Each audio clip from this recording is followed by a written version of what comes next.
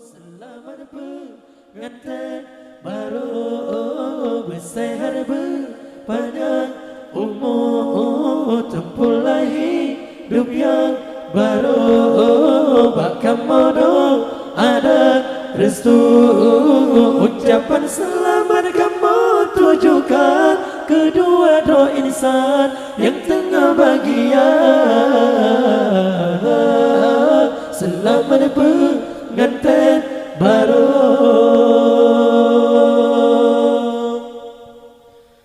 Yang darah baru kata cantik rupa, negeri le Allah lebih kata ngejar rambut tak asal